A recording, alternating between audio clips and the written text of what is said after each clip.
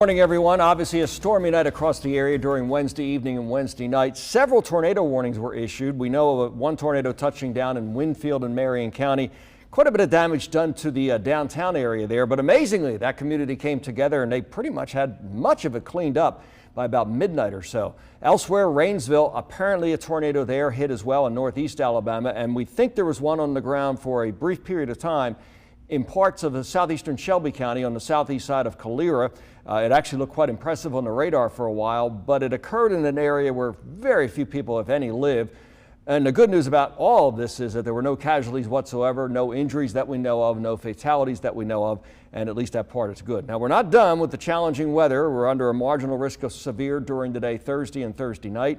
It doesn't look like a big event. Could be a few isolated severe storms Friday, and then we have another system coming in Saturday, and that produced some severe storms too. And after all that's over, we get much colder coming in for Sunday night, and Monday.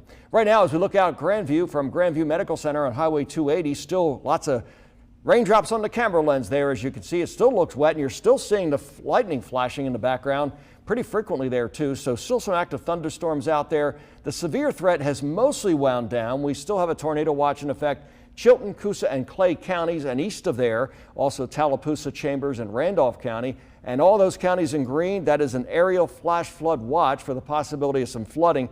I think that threat is mainly from either side of the I-20 corridor and points southward. I don't think that will affect places up north very much. Maybe by the time we get to morning rush hour, it's pretty much over with.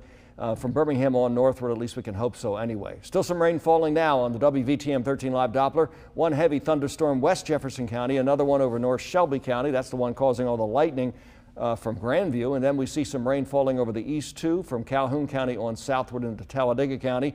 All the elements on the radar are moving from southwest to northeast. It's a little bit deceiving because it is gradually sagging southward as well, and that doesn't show up very well on the radar. As you look closely now, Calhoun County still getting some of that rain down into Talladega County, and then back to the west, Shelby County, intense downpours between Pelham and Alabaster, soaking wet there. Loads of lightning and thunder too, and that's advancing toward Chelsea once again.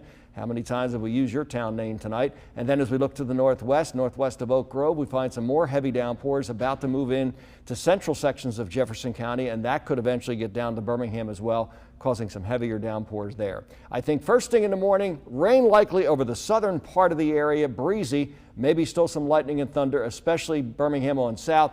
Chance of a few showers at midday in the afternoon and maybe a stray thunderstorm as well.